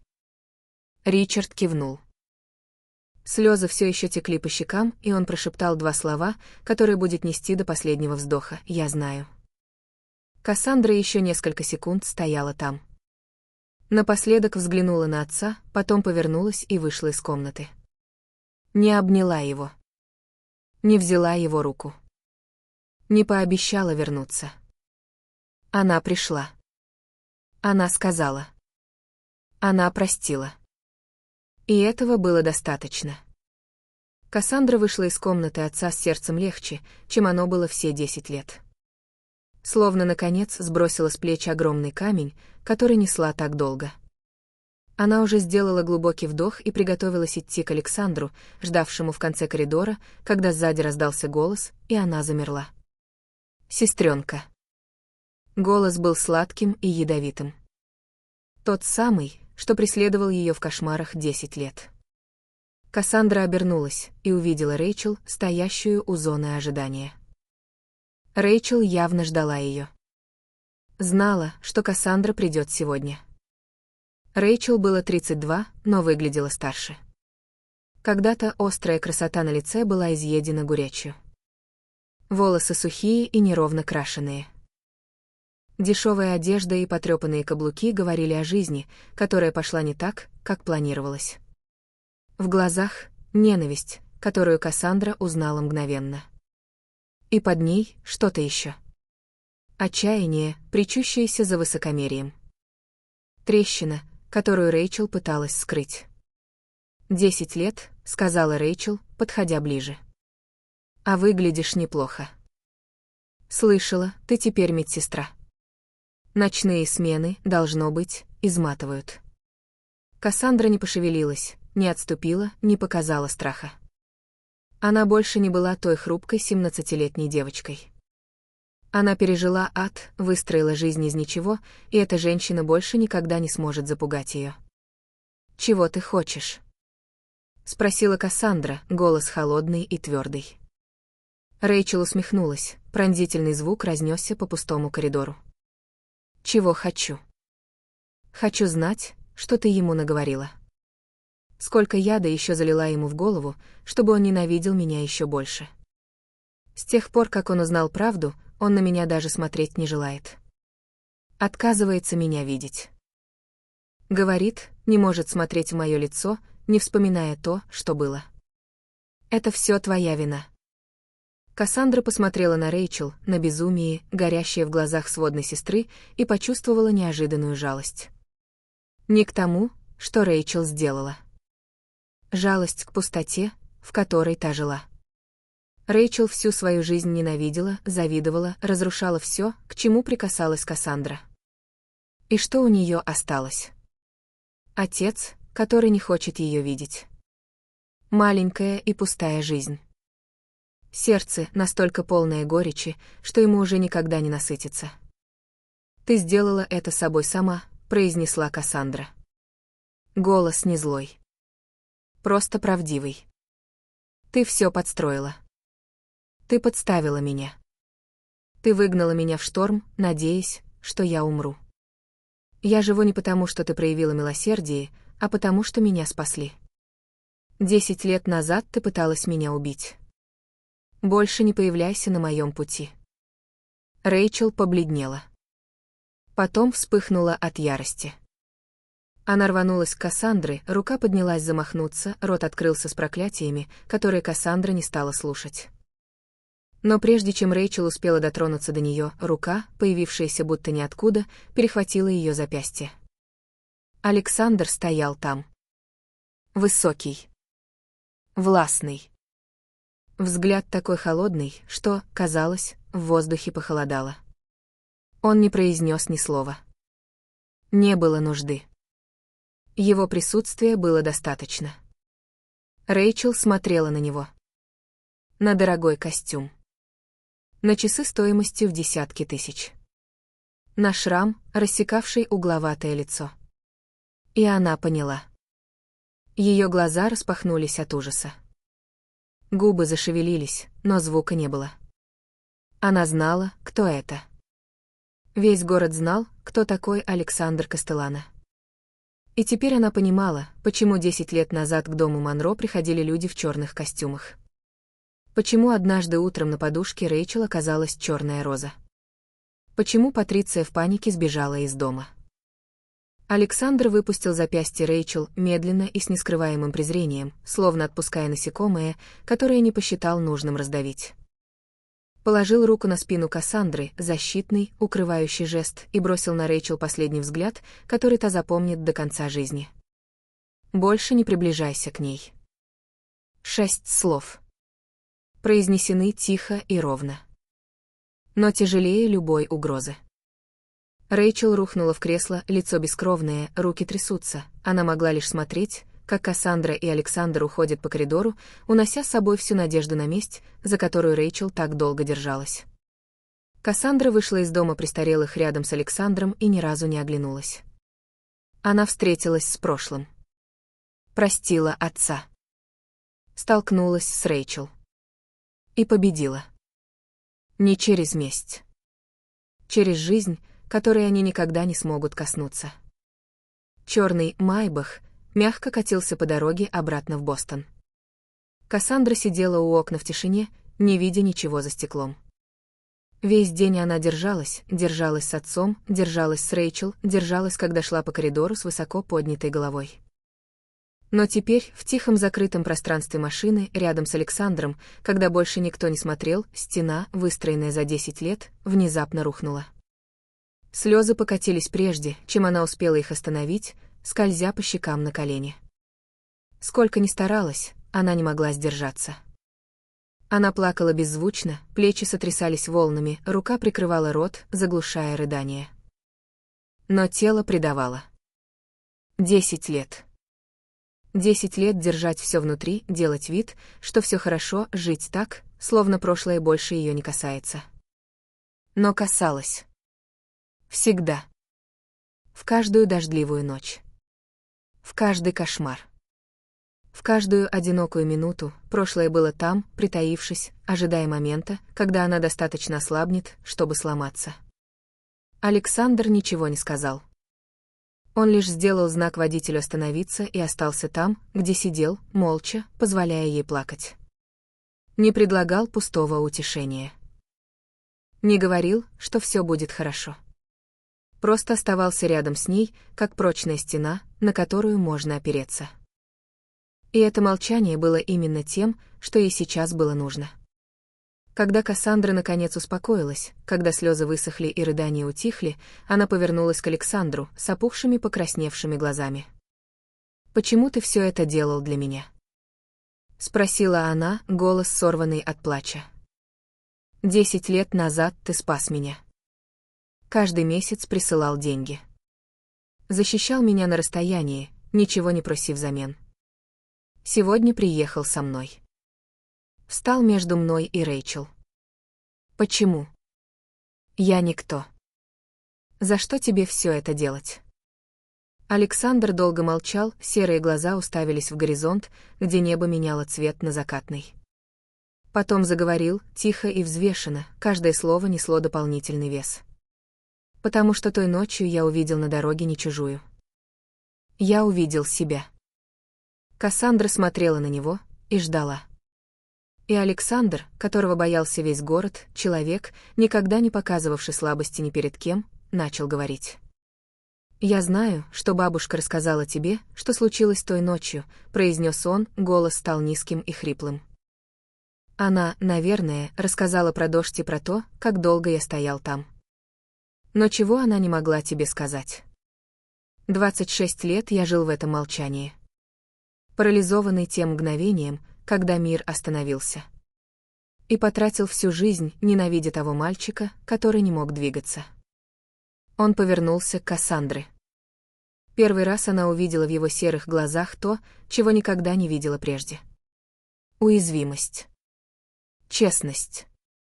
«Но когда я увидел тебя на той дороге», — добавил он тихо, — «я наконец понял, зачем выжил. Я не мог спасти маму. Но я мог спасти тебя». Кассандра снова заплакала. Слезы текли свободно. Но это были другие слезы, не от боли и не от отчаяния. От понимания. От связи с человеком, сидящим рядом. Они были одинаковы. Оба несли шрамы, которых никто не видел. Оба преданы теми, кто должен был любить их больше всех. Оба одиноки в этом мире. И судьба свела их в дождливую ночь 10 лет назад. «Спасибо», — прошептала Кассандра. «За то, что спас меня. Не только той ночью. Все эти годы». Александр посмотрел на нее. И впервые за все годы, что она его знала, Кассандра увидела еле заметную улыбку, коснувшуюся его губ. Редкую и нежную, как солнечный луч, пробивающийся сквозь грозовые тучи. «Тебя ни за что благодарить», — сказал он. «Ты единственный человек в моей жизни, которому от меня ничего не нужно. Ты не боишься меня. Тебе не нужны мои деньги или власть. Ты просто смотришь на меня, как на человека. Именно поэтому я хочу дать тебе все». Он отвернулся прежде, чем Кассандра успела ответить, и кивнул водителю продолжать путь. А Кассандра сидела там, сердце билось учащенно, глядя на мужчину рядом с собой, и понимала, между ними что-то меняется. Что-то, что они оба чувствовали. Что-то, что ни один из них пока не был готов назвать вслух. Рэйчел Монро не спала 3 ночи после встречи в доме престарелых. Она лежала без сна в дешевой съемной квартире на окраине Бостона, уставившись в облупленный потолок, пока ненависть внутри бурлила, как вулкан на грани извержения. Образ Кассандры, идущий рядом с Александром Кастеллано, преследовал ее всякий раз, когда она закрывала глаза. То, как самый могущественный человек в городе клал руку на спину ее сводной сестры с нескрываемой защитой. То, как он смотрел на Рэйчел с чистым презрением, словно та была насекомым. 10 лет назад Рэйчел думала, что победила. Она выгнала Кассандру из их жизней, забрала отца себе и верила, что нежеланная сестра умрет на улице в ту штормовую ночь. Но Кассандра не умерла. Выжила. Построила жизнь. И теперь у нее было то, чего у Рэйчел никогда не будет. Защита самого страшного мафиозного босса Бостона. А что было у Рэйчел? Патриция ушла к другому мужчине, забрав деньги и не оглянувшись. Отец лежал в доме престарелых и не желал ее видеть, называя убийцей, даже если она никогда не нажимала на курок сама. Работа ненадежная, деньги почти кончились. И с каждым днем Рэйчел тонула все глубже в горечи. Но Рэйчел не была женщиной, принимавшей поражение. Она всю жизнь ненавидела, завидовала, уничтожала все, к чему прикасалась Кассандра. И если она не могла добраться до Кассандры сама, потому что на ее пути стоял Александр, она найдет того, кто сможет. Через 3 дня после той встречи Рэйчел начала искать. Спрашивала людей из самых низов преступного мира. Наркоманов и мелких дилеров, таких же, каких использовала годами раньше, чтобы подставить Кассандру. Выспрашивала о врагах Кастеллана, о тех, кто хочет его уничтожить, о тех, кто готов помочь ей отомстить. В итоге она его нашла. Виктор Маркетти. Глава конкурирующей группировки. Мужчина, потерявший 2 братьев в кровавой территориальной войне с Кастеллано 5 лет назад. Виктор ненавидел Александра даже сильнее, чем Рэйчел ненавидела Кассандру. И когда Рэйчел пришла к нему с обещанием показать уязвимость, девушку, он выслушал. Рэйчел рассказала ему все. О Кассандре. О ее ночных сменах медсестры в больнице Святой Марии. О маленькой квартире, где та жила одна в Бостоне. О том, как Александр охраняет ее, словно самое драгоценное свое владение. Рэйчел сказала, если они возьмут Кассандру, они смогут заставить Александра сделать что угодно. Или, по меньшей мере, уничтожить его, уничтожив то, о чем он заботился больше всего. Виктор улыбнулся, улыбкой ядовитой змеи, заметившей добычу. Он согласился помочь. Не ради вендетты Рэйчел, а потому что это был идеальный шанс ударить в самое сердце Александра Кастеллано. Через неделю, в моросящую октябрьскую ночь, Кассандра заканчивала 12-часовую смену в больнице Святой Марии. Она вышла через служебный вход, тело было измотано, но на душе легче, чем за многие годы. В последние недели она и Александр виделись все чаще. Иногда просто ужинали вместе. Иногда просто сидели в тишине. Но с каждой встречей Кассандра чувствовала, как между ними что-то растет, теплое и надежное, чего она никогда ни с кем прежде не чувствовала. Кассандра думала об Александре, когда проходила мимо темного переулка к парковке. Она не заметила черного фургона, припаркованного в углу. Не заметила фигур, затаившихся в тени. Услышала лишь торопливые шаги сзади. Почувствовала что-то, натянутое на голову. Грубую руку, зажавшую ей рот. А потом ее оторвали от земли и затащили в машину прежде, чем она успела закричать. Кассандра сопротивлялась. Царапалась. Билась изо всех сил. Но она была хрупкой, а они — здоровенными мужчинами, обученными именно для этого. Удар в живот выбил из нее дыхание. Потом что-то острое вонзилось в шею. Игла. Холодная жидкость растеклась по венам. Мир поплыл.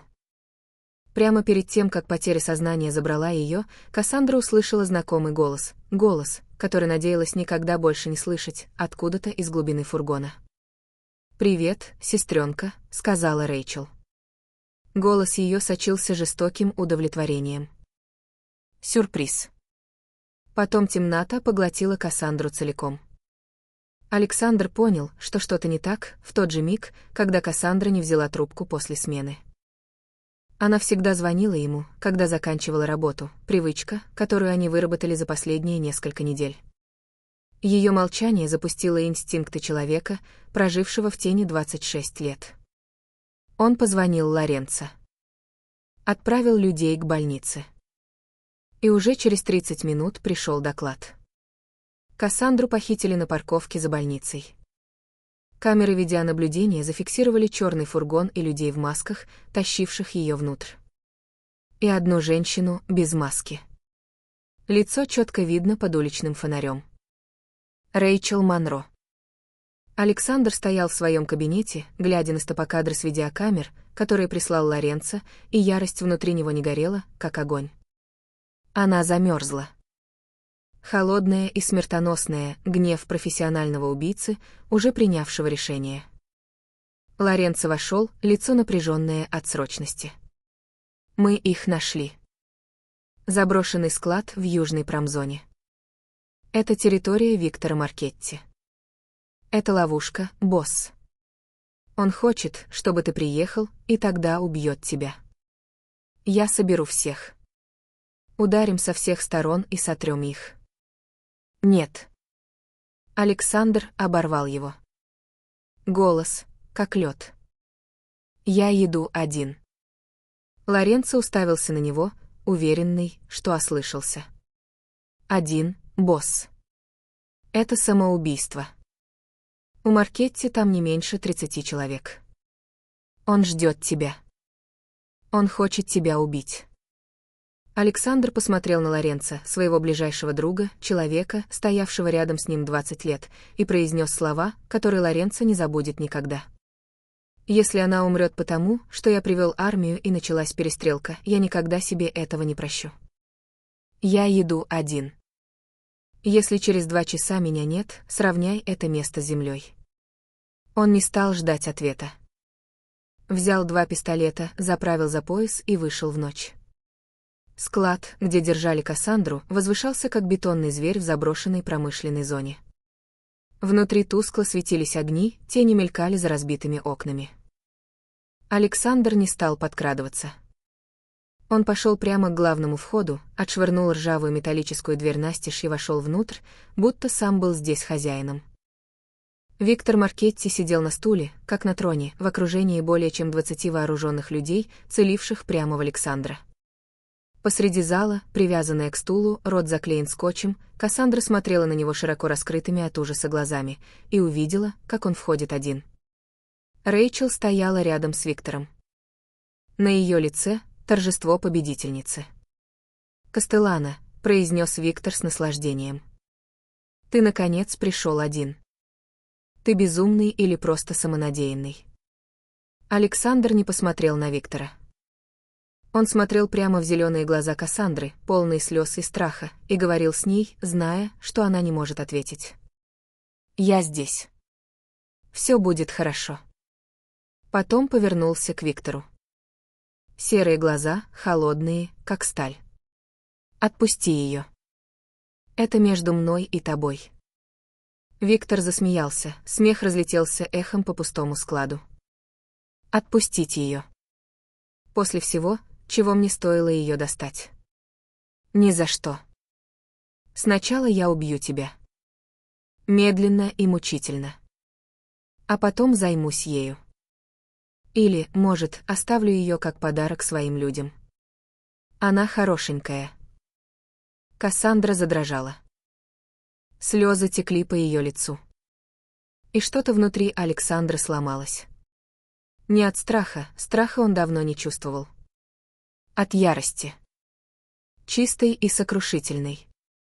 Той самой ярости, которую хоронил в себе с ночи, когда умерла его мать.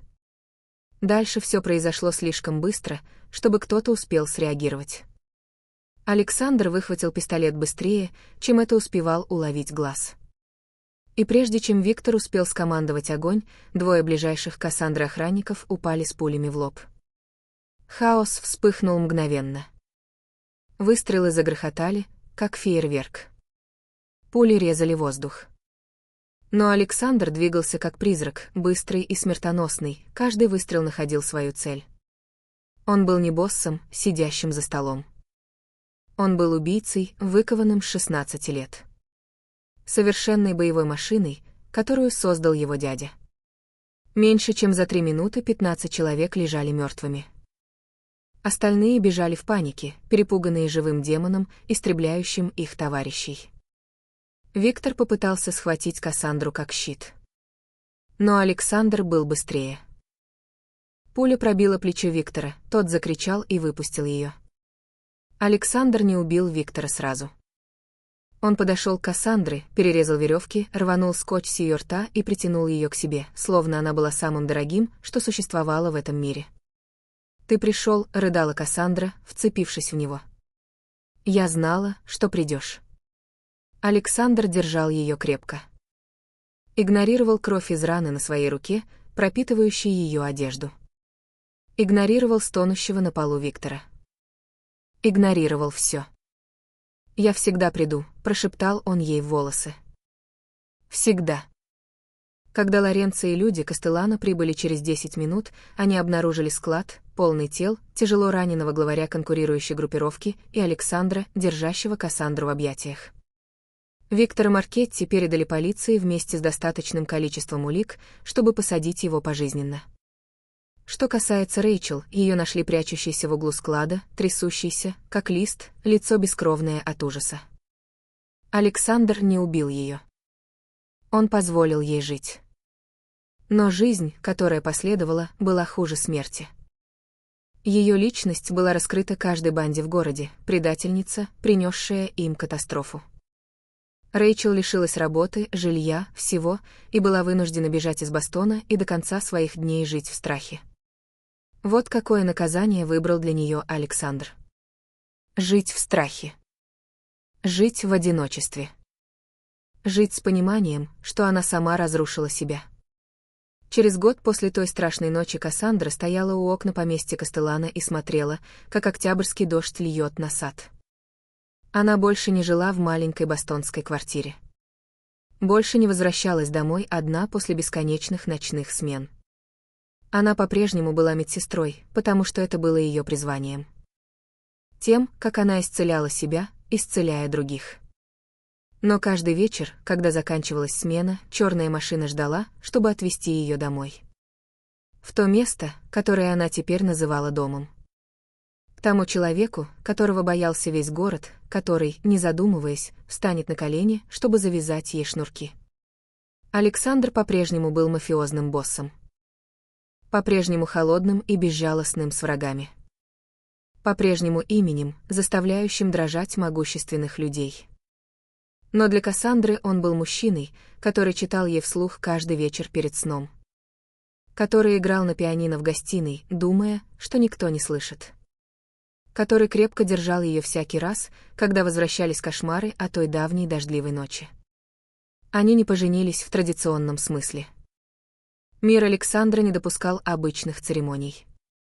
Но все в семье Кастеллана знали, тронуть Кассандру значило тронуть Александра. И никто не был достаточно безрассуден, чтобы проверить эту истину. Бабушка Александра, Софья, давно приняла Кассандру как невестку, сказав, что та — свет, который был нужен этому дому. То, что ее внук искал всю жизнь, сам того не понимая. За спиной послышались шаги, и Кассандра почувствовала, как знакомые руки обхватили ее за талию. Тепло груди Александра прижалось к ее спине. «Ты все еще боишься дождя?» Тихо спросил он у нее возле самого уха. Кассандра улыбнулась и повернулась, чтобы поцеловать его в щеку. «Больше нет», — ответила она. «Потому что дождь привел тебя ко мне». Они стояли молча, глядя, как льет дождь, и Кассандра думала о пути, который привел ее сюда. 10 лет назад ее вытолкнули в шторм, надеясь, что она умрет. Она потеряла семью, потеряла дом, потеряла ту невинную 17-летнюю девочку, которой когда-то была. Но она нашла кое-что другое. Нашла силу внутри себя. Нашла любовь через бабушку Маргарет, даже после ее ухода. Нашла смысл в работе медсестры. И нашла мужчину, которого боится весь мир, а он смотрит на нее так, словно она и есть его целая вселенная. Ричард умер 3 месяца назад, тихо, во сне. И Кассандра пришла на похороны, не потому что до конца простила его, а потому что поняла, прощение — это подарок, который ты делаешь себе, а не тому, кто тебя обидел. Рэйчел где-то бежала от самой себя, жила в страхе и одиночестве. И Кассандра больше о ней не думала. Прошлое осталось прошлым, и она выбрала жить в настоящем, в счастье, которого заслуживала. Иногда шторм приходит не для того, чтобы уничтожить тебя. Он приходит, чтобы донести тебя туда, где твое место, в объятия судьбы, о которой ты никогда не осмеливался мечтать. Ее зовут Кассандра Монро. И это история о том, как одна октябрьская дождливая ночь изменила ее жизнь навсегда. Эта история несет в себе глубокий жизненный урок. Предательство тех, кого мы любим больше всего, может быть самой глубокой раной. Но оно не определяет нас. Прощение не означает забыть или смириться с тем, что было неправильным, оно означает освободить себя от груза ненависти. Иногда самые плохие вещи приводят нас к самым лучшим результатам. И свет часто рождается в самых темных местах. Если ты сейчас переживаешь трудное время, помни, шторм пройдет. И ты намного сильнее, чем думаешь. Спасибо, что оставались с этой историей до самого конца. Если она тронула твое сердце, подпишись на канал и включи уведомления, чтобы не пропустить наши ежедневные видео. Не забудь поставить лайк и поделиться этим видео с теми, кто тебе дорог. Возможно, эта история станет именно тем вдохновением, которое им сейчас нужно. Как эта история заставила тебя себя почувствовать? Напомнила ли она тебе что-то из твоей собственной жизни?